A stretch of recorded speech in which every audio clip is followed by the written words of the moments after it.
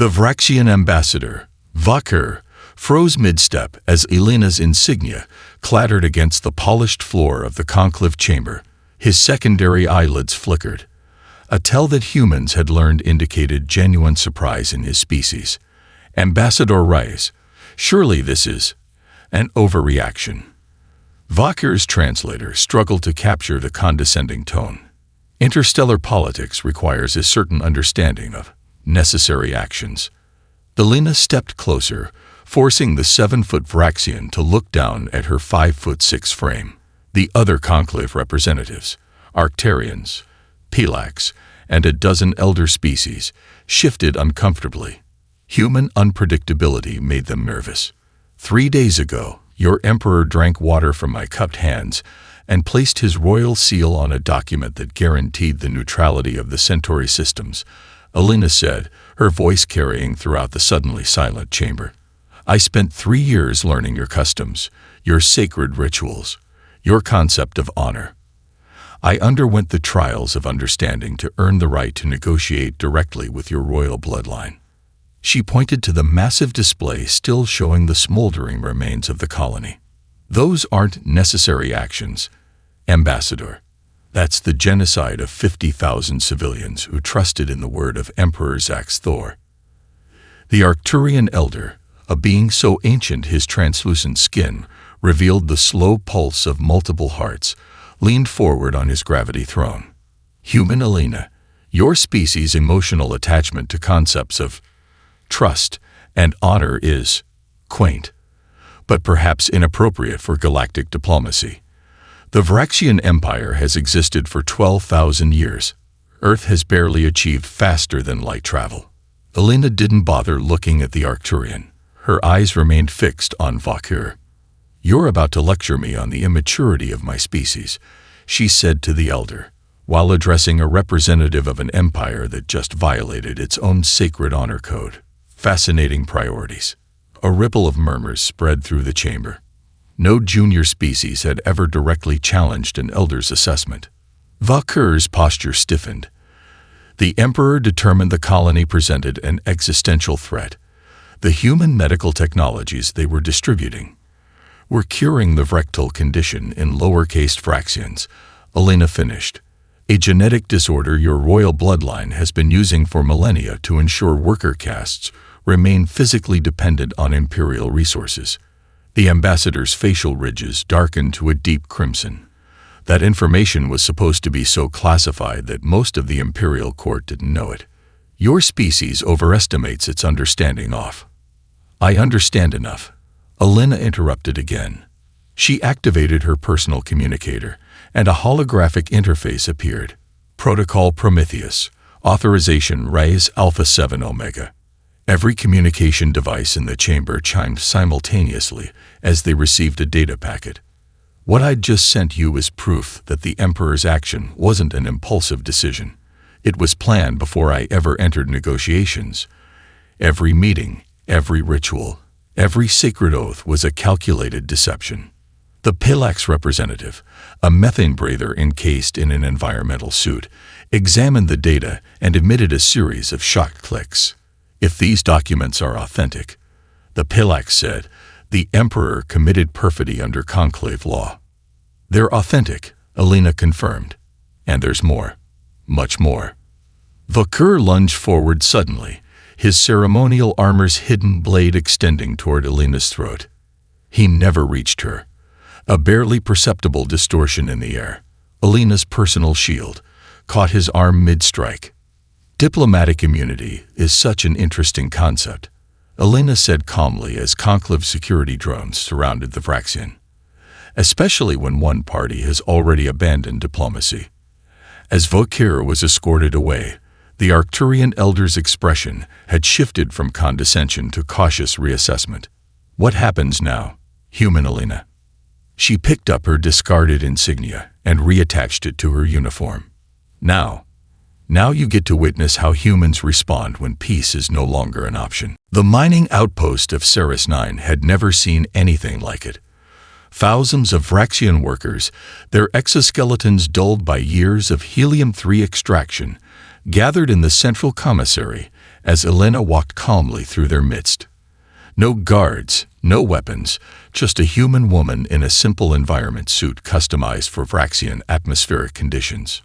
"Your overseers fled 2 hours ago," Elena said, her voice carrying through translation nodes installed throughout the facility. "They received word of what's happening across Imperial space." A worker stepped forward, his facial ridges marked with the distinctive scarification of the labor caste. "The broadcasts. Are they true? Our children. See for yourself." Elena gestured, and the facility's main display activated. It showed a medical center on New Terra, a human colony that bordered Vraxian space. Rows of Vraxian children, smuggled there by desperate parents, received treatments from human doctors. Children who, according to Imperial doctrine, should have been physically incapable of surviving without specialized nutrients, only available through Imperial ration systems. "The Vrectal condition isn't genetic destiny," Elena explained. "It's engineered dependency. One treatment reverses 1,000 years of Imperial genetic manipulation." Murmurs rippled through the crowd. A female worker pushed forward, her carapace showing signs of radiation damage. "Why help us? What does Earth gain?" Elena smiled, a gesture that had taken months for Vraxians to recognize as non-threatening. Humanity spent its history divided by artificial barriers. Race, nationality, religion. We nearly destroyed ourselves before we learned that freedom benefits everyone. She touched a control on her wrist. "I'm transmitting medical protocols to your facility systems now. Your medical staff can synthesize the treatment using equipment you already have."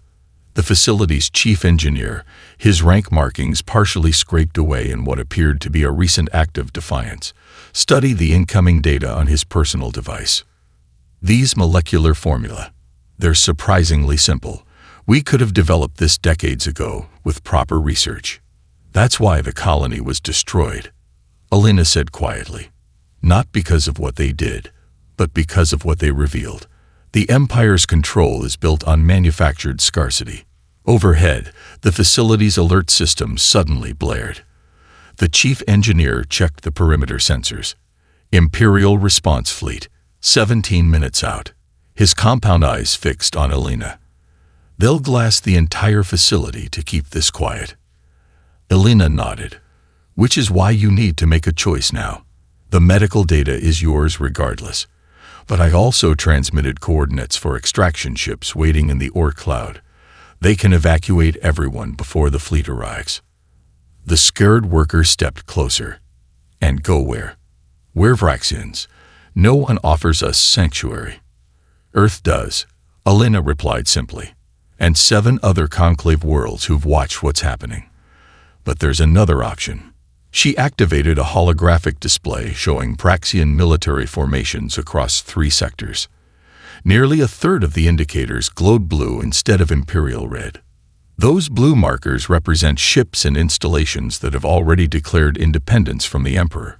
Entire battle groups have refused orders to fire on civilian targets. The chief engineer's posture shifted, a Vraxian expression of disbelief. "Military castes breaking conditioning. Impossible. The same conditioning that keeps you dependent on Imperial rations," Elena countered. "Already failing. The choice isn't just to flee or die. You can join the others breaking free." The facility's ancient communication array activated. A face appeared, a Vraxian military commander, his armor bearing the distinctive markings of the 3rd Imperial Fleet. "Saris 9, this is Commander Vex Herrick. You're harboring a human terrorist. Surrender her immediately or face orbital bombardment."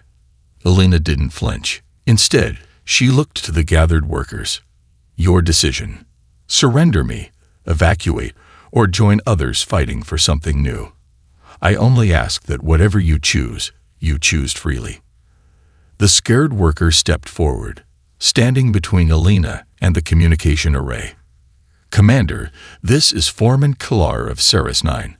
We've received your transmission and have a response." He turned to Elena with an expression no human had ever seen on a Vraxian laborer's face before. "Hope." Admiral Krav stared at the tactical display in disbelief. The microscopic nanobots had already infiltrated 87% of his fleet's life support systems. His second-in-command, Sub-Commander Thex, approached with uncharacteristic hesitation. "Admiral, the transmissions, they appear authenticated. The Imperial seal codes match." Krav swiped through the data stream Alina had unleashed. Private communications between the Emperor and his inner circle. Plans for what the Emperor called the Great Purification. The systematic elimination of military leadership to be replaced by royalist fanatics from noble bloodlines. His own name appeared on a priority execution list, alongside officers who had served the Empire with distinction for decades. "How?" Krav demanded. "How do they access these communications?" The ship's technical officer cleared her throat. "Preliminary analysis suggests the nanobots were dormant in our systems for months. They appear to be partially organic, capable of disguising themselves as ordinary environmental particles." "Human technology?" Krav asked. "No known human signature," the officer replied, "but modified Arcturian designs with molecular structures consistent with Earth-based bioengineering. They've somehow combined technologies from multiple species." Through the viewport, Krav watched as the Helium-3 processing stations began their self-destruct sequences, precisely as Alina had promised. Brilliant flares of energy pulsed from their cores, the controlled demolition preventing damage to surrounding space, while rendering the facilities unusable. His neural implant pinged with incoming communications, not from Imperial Command, but from his own officers. Across the fleet, crew members were viewing the same damning evidence. The command structure was unraveling in real time. "Sir," Thex said quietly, "we're receiving transmissions from the 7th and 12th battle groups. They're requesting coordination." "Coordination for what?" Krav growled, though he already knew. "They're refusing return orders.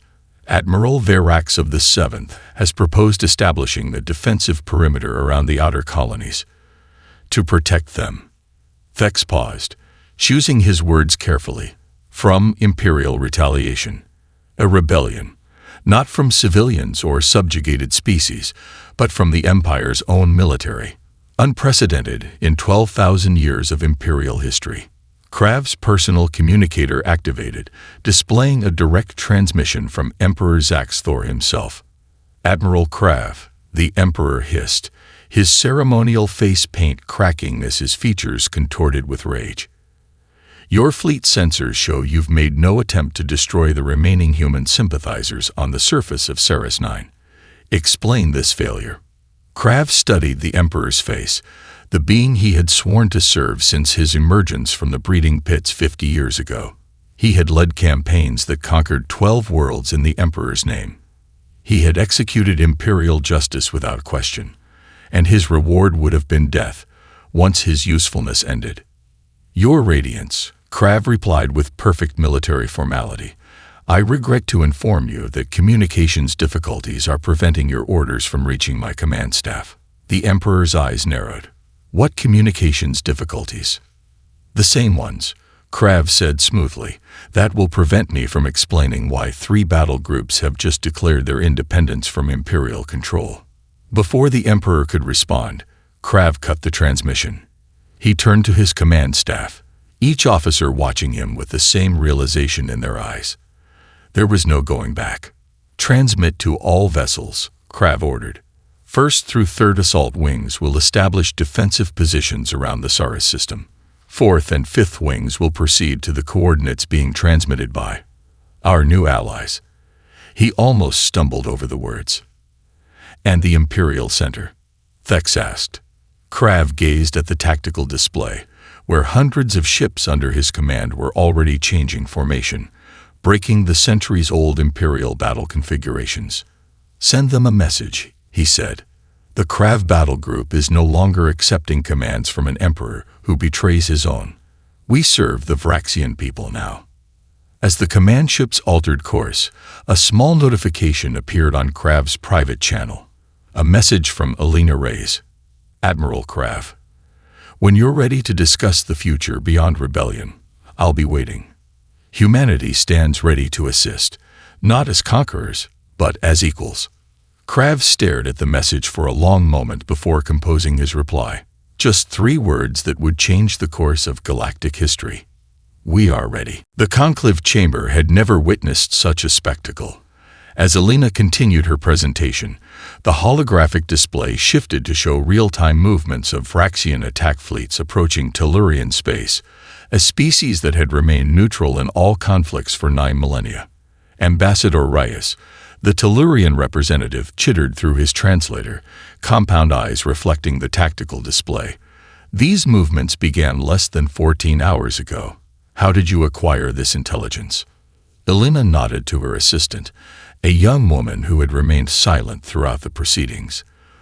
The assistant activated a secondary display revealing a complex network of quantum-entangled particles dispersed throughout Vraxian command ships. Project Looking Glass, Alina explained. During treaty negotiations, we gifted the Emperor with ceremonial artifacts, each containing quantum-paired receivers that are undetectable by standard Vraxian security protocols. The Metzari delegate, a crystalline entity who communicated through modulated light pulses, flashed in patterns indicating disbelief. Such technology violates conclave privacy directives. With respect, Alina countered, the directives prohibit surveillance of conclave members. The Empire forfeited that protection when they violated Section 7 of the Mutual Defense Pact by attacking the neutral colony. The Argonian overseer, eldest of the current conclave members, leaned forward on his biomechanical throne. His species had evolved past verbal communication millennia ago, communicating instead through directed thought patterns captured by the conclave translation system. You anticipated the Empire's betrayal before it occurred. The translation rendered his thoughts. Yet you proceeded with negotiations. Alina's expression remained impassive, but those who had studied human micro-expressions might have noticed the slight tension around her eyes. We hoped for peace, but prepared for its failure. This is the human way. The chamber's central display suddenly flickered as an unauthorized transmission cut through the conclave's communication barriers. Technology thought impossible to breach. Emperor Zax Thor's face appeared, his royal markings freshly applied in the blood of sacrificial creatures, as dictated by Vraxian tradition during times of war. Esteemed conclave, the Emperor began, his translator barely containing the contempt in his voice. I address you directly to expose human deception. The woman standing before you is not merely a diplomat. She is a weapon designed to destabilize galactic order. Alina didn't interrupt. She simply touched a control on her wrist device. A second window appeared alongside the Emperor's transmission, showing the Imperial throne room from a different angle, revealing the 12 conclave species ambassadors kneeling in chains behind the Emperor, outside the transmission frame. Your representatives requested private audience 3 days ago, Alina said calmly. They haven't been heard from since. The Emperor's expression shifted from confidence to shock. He hadn't been informed that the hostages were visible to the conclave. The Argonian overseer's biothrone hummed as its power systems intensified. Emperor Zax Thor explained the presence of official conclave representatives and restraints within your throne room. A necessary security precaution, the Emperor recovered quickly, as we investigate their complicity in human espionage. That would be more convincing, Alina noted, if you hadn't already prepared execution orders. She activated another file showing Imperial documentation with the ambassadors' names and detailed execution protocols scheduled for after the current conclave session. The chamber erupted in multiple languages, translation systems struggling to keep pace with the outrage. The Vraxian representative of the conclave attempted to speak, but found himself surrounded by conclave security drones.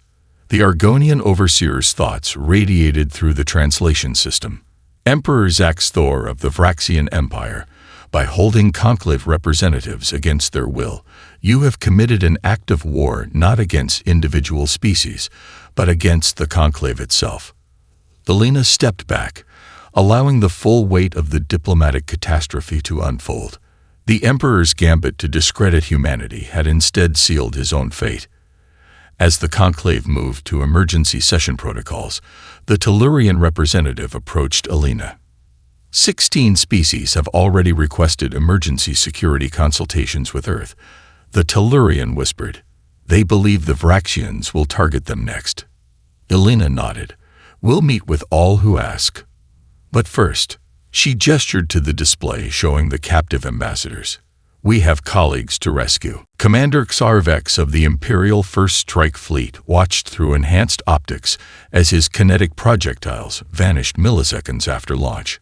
Earth hung in the viewport, deceptively vulnerable, a blue-green jewel against the blackness of space. Explain, he demanded of his science officer. Lieutenant Mira, one of the rare non-Vraxians allowed to serve in the Imperial military due to her exceptional gravitational physics expertise, studied her instruments with growing fascination. The projectiles aren't being destroyed, she said, her six-fingered hands dancing across the sensor controls. They're being redirected. The gravitational lensing effect is unlike anything in our databases. Impossible, Xarvex growled. No species has developed practical gravitational manipulation at this scale. Humans haven't published such capabilities, Mira corrected carefully. That doesn't mean they haven't developed them. On the tactical display, the stars behind Earth seemed to shimmer, their positions shifting almost imperceptibly.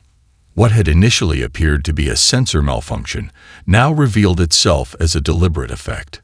Full spectrum analysis, Xarvex ordered. The results appeared on the main screen, showing thousands of microscopic distortion points surrounding Earth in a three-dimensional lattice, each creating a localized warping of space-time. They're not using conventional shields, Mira whispered, her professional detachment giving way to awe. They're using thousands of microsingularities to create a gravitational defense web. The computing power required to maintain this level of precise spatial manipulation. A communication alert chimed. Xarvex hesitated, then accepted the incoming transmission. Alina rays appeared on screen, not from a diplomatic chamber, but from what appeared to be a terrestrial defense installation. Commander Xarvex. She greeted him with the formal Vraxian military salute, a gesture that surprised him. Your emperor ordered you to demonstrate Vraxian might by destroying humanity's homeworld. I understand you're experiencing some difficulties. Xarvex bristled. Technical complications only. We carry enough firepower to overcome any defense. Do you? Alina asked mildly. Your sensors have detected only our passive defenses. Allow me to demonstrate our active response capabilities. She nodded to someone off-screen.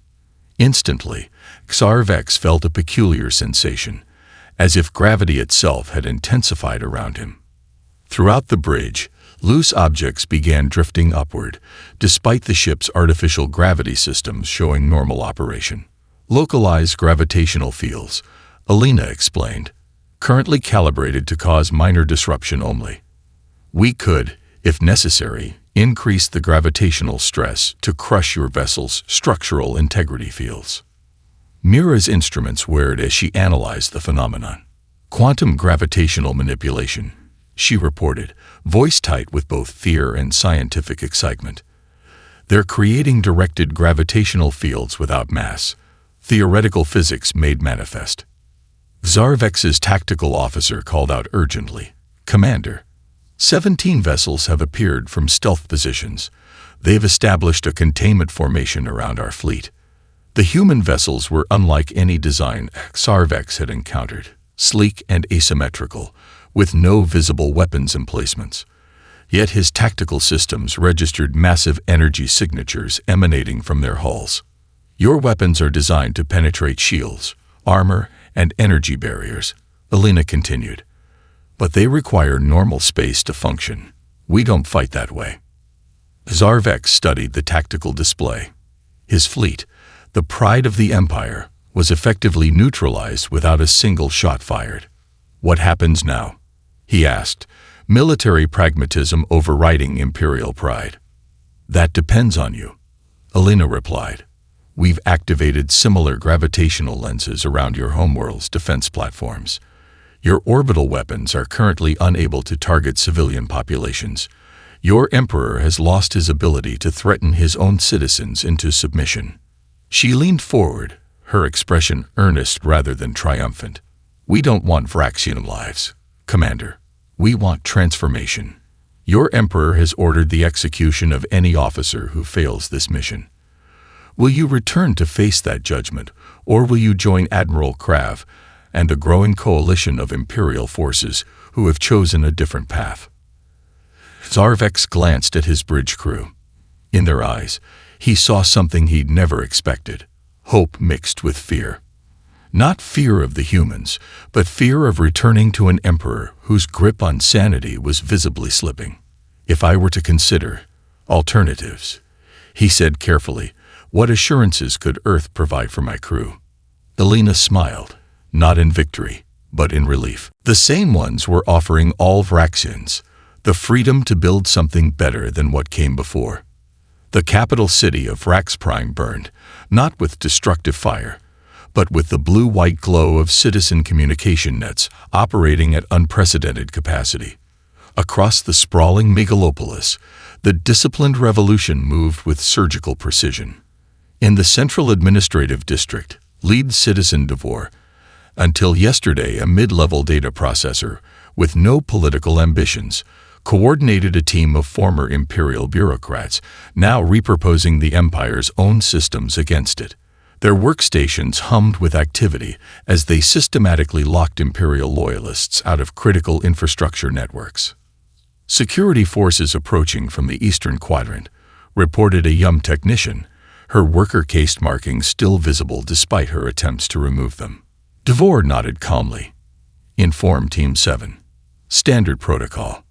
Standard protocol, a concept unheard of in civilian uprisings throughout galactic history. Yet here, across Vrax Prime and 16 other core worlds, revolution proceeded according to methodically developed guidelines transmitted through Elena's network. 3 kilometers away, the approaching security forces found their armored vehicles suddenly immobilized, navigation systems redirected to emergency service channels where human specialists waited to negotiate their surrender. No gunfire, no street battles, just the systematic dismantling of resistance through technology and psychology. In orbit, the situation was more complex. Commander Trell of the Imperial Home Guard watched in disbelief as his targeting systems failed to lock onto revolutionary positions below. The revolution had somehow gained control of the planetary defense grid's IFF protocols. "Sir," his communications officer called out, "we're receiving a direct transmission from the Royal Palace. General Krav Vorn requests immediate reinforcement. Palace defenses are failing." Trell hesitated. General Krav Vorn, the Emperor's blood cousin and most fanatical supporter. The man who had ordered the execution of Trell's predecessor for questioning Imperial orders. "Put it through," Trell ordered. The general's face appeared on screen, his ceremonial battle paint smeared with what appeared to be actual combat damage, something the pampered royal had likely never experienced before.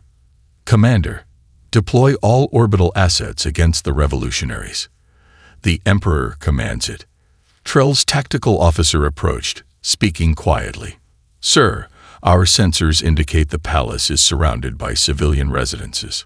Orbital bombardment would cause catastrophic civilian casualties." The general heard this. "Casualties are irrelevant. The Emperor's safety is paramount." Trell studied the tactical display. The revolution had meticulously evacuated non-combatants from every strategic zone, except those surrounding loyal Imperial forces. Human advisors had helped them turn the Empire's disregard for civilian life into a strategic disadvantage. "General," Trell said carefully, "I regret to inform you that orbital systems are experiencing technical difficulties." The general's face contorted with rage.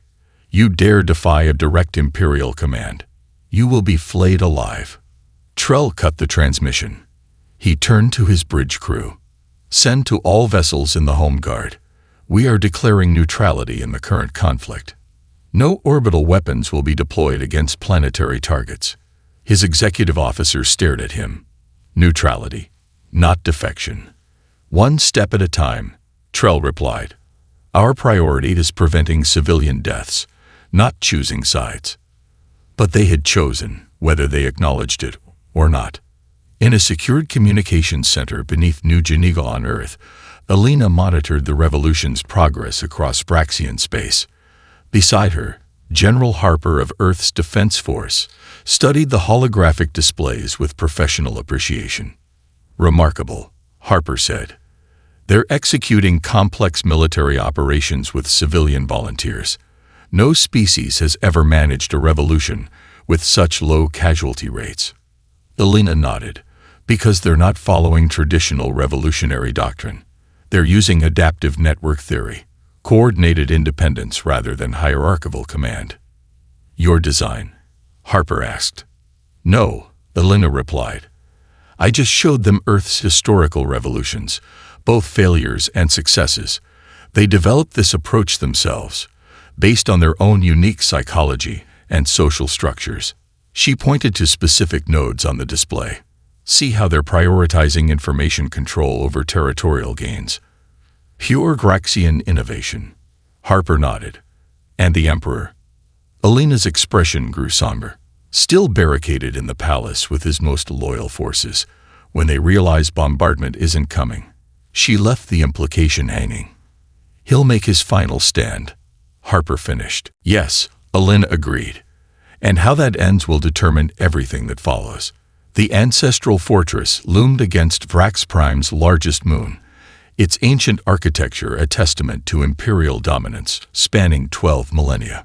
Carved directly into the lunar bedrock, its massive doors had never been breached in recorded history. Alina's shuttle approached alone, unarmed and broadcasting on all frequencies. Revolutionary forces maintained their perimeter, but made no aggressive moves, honoring her request for this final personal gambit. Ambassador, this is tactically unsound. Admiral Crabbe's voice came through her communication system. His fleet, now the backbone of the revolutionary forces, maintained position just outside weapons range of the fortress's ancient but still formidable defenses. Sometimes diplomacy requires personal risk, Alina replied. She had removed her usual protective gear, wearing only the formal diplomatic attire of Earth's diplomatic corps. No weapons, no shields, no technological advantages. As her shuttle approached the immense docking bay, automated defense systems tracked her movement but did not fire. The Emperor's curiosity had overcome his rage, at least temporarily. Inside the fortress, Alina was escorted by royal guards whose ceremonial armor couldn't hide their exhaustion and uncertainty. The past 7 days had shattered their worldview. Half their comrades had defected, and those who remained seemed motivated more by fear than loyalty. The throne room was almost unrecognizable. The Emperor had transformed it into a war room, ancient artifacts and treasures piled haphazardly to make space for tactical displays and weapon caches. Emperor Zax Thor himself paced before the central dais, his once immaculate appearance now disheveled, royal markings smeared across his face. The human architect of my empire's destruction, he snarled as Alina entered. Come to witness your victory personally. Alina noticed the guards positioning themselves along the walls, not to protect their emperor, but to maintain distance from him. Interesting. I came to discuss the future, Alina replied calmly. Future? The emperor laughed, a harsh sound that echoed through the cavernous chamber. You've destroyed any future. 12,000 years of imperial glory, undone in weeks by your schemes. Alina glanced at the tactical displays, showing revolutionary forces controlling nearly 80% of imperial territory. Not destroyed. Transformed. The emperor drew his ceremonial blade, a weapon traditionally used only for ritual sacrifice. Your species is barely out of its planetary cradle. You know nothing of galactic history or the necessity of imperial order.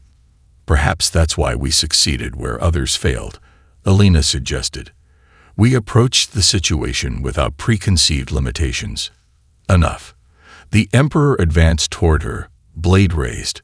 I didn't bring you here for philosophical debate. I brought you here to execute the enemy of the empire personally. The guards tensed but made no move to intervene, another telling sign of how completely Imperial authority had collapsed. Alina maintained her calm. "Before you make your final decision, Emperor Zax Thor, I believe there's something you should see."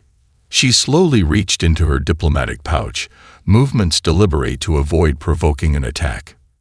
She withdrew not a weapon, but an ancient codex, bound in material that appeared to be made from prehistoric Vraxian carapace. The Emperor froze mid-step, his eyes fixed on the artifact. "The ancestral codex," he whispered. "Impossible. It was lost during the Third Dynastic War." "Not lost," Alina corrected. "Hidden. By your own ancestors, who feared what would happen if certain truths became known." She opened the codex carefully, revealing text in the most ancient Vraxian script, predating the Empire itself. The Emperor's academic background, something he had suppressed upon taking the throne, surfaced in his expression of scholarly fascination. "Where did you find this?" "Earth," Alina said simply. "Brought by Vraxian scholars seeking sanctuary during the Imperial purges 8,000 years ago. Academics who foresaw where Imperial expansion would ultimately lead." The Emperor lowered his blade slightly, ancestral curiosity momentarily overriding his rage. "What truths?" Alina turned the codex toward him, revealing illustrations that depicted ancient Vraxians working alongside other species, including early humanoid forms. Before the Empire, Vraxians were not conquerors but collaborators. The genetic modifications that created your caste system weren't to strengthen your species, but to control it, to transform a society of equals into a hierarchy that could be dominated. The Emperor stared at the pages, his entire worldview unraveling before him. For the first time in their interactions, Alina saw something unexpected in his eyes. Doubt. 1 year later, the Grand Plaza of New Vraxis teemed with representatives from across the galaxy. The former execution grounds had been transformed beyond recognition, terraformed with species from 100 worlds to create a living symbol of cooperation. Overhead, atmospheric sculptors created patterns of light and mist representing the 27 species now formally allied with the Vraxian Federated Republic. Alina moved through the crowds without ceremony, dressed in simple diplomatic attire rather than the formal regalia her position warranted.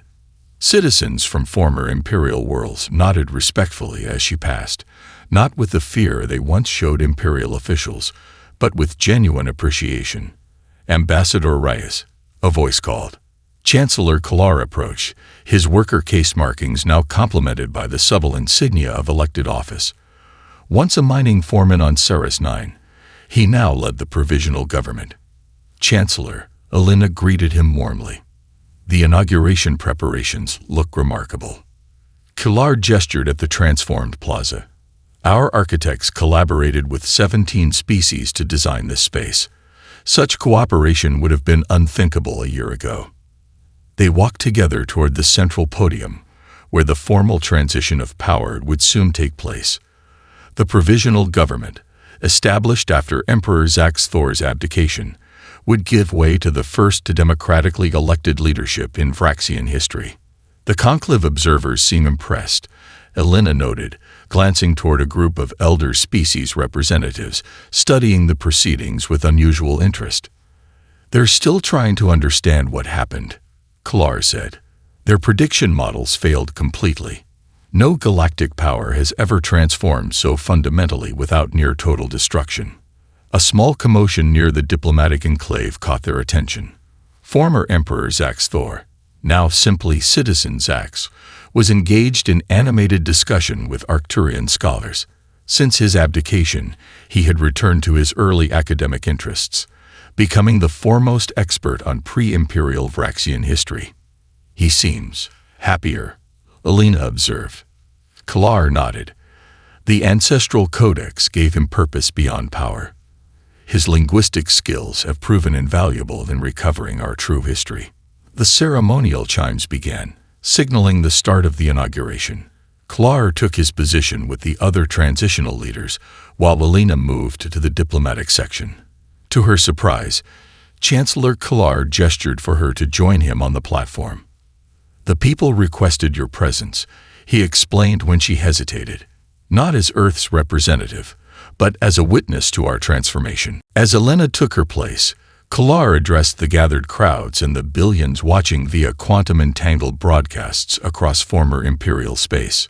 1 year ago, our species stood at a crossroads. For 12,000 years, we built an empire through conquest and control. We believed domination was our evolutionary destiny. He gestured toward the diplomatic enclave. Then humanity showed us another path, not through superior weapons or technology, but through the power of choice.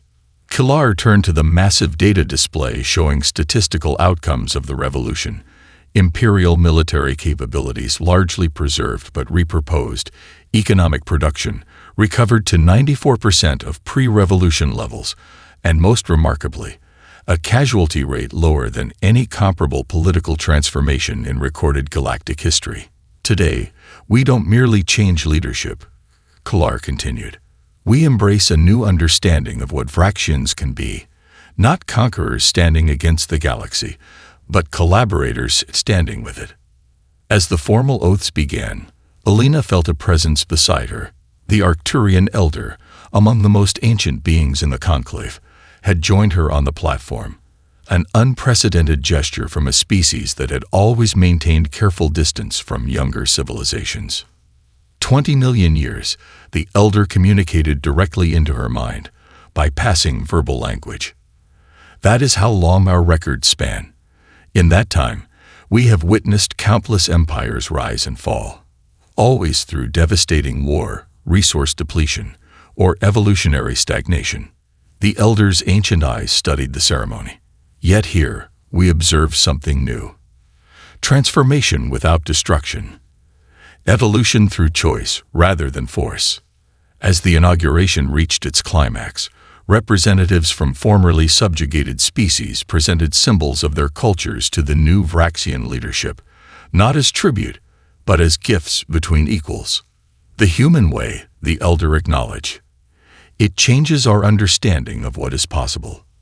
When the ceremony concluded, Elena quietly made her way to the landing pads where her shuttle waited. Her mission complete, Earth had already assigned her next diplomatic posting, mediating a millennium-old conflict in the Cygnus Reach. As her shuttle prepared for departure, she received one final message from Chancellor Kalar.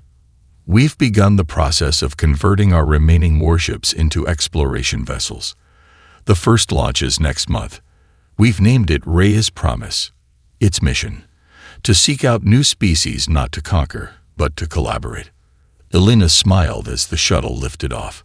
Perhaps the most profound victory wasn't defeating an empire, but transforming one. Not through human dominance, but through the most human quality of all, the ability to imagine and create a different future.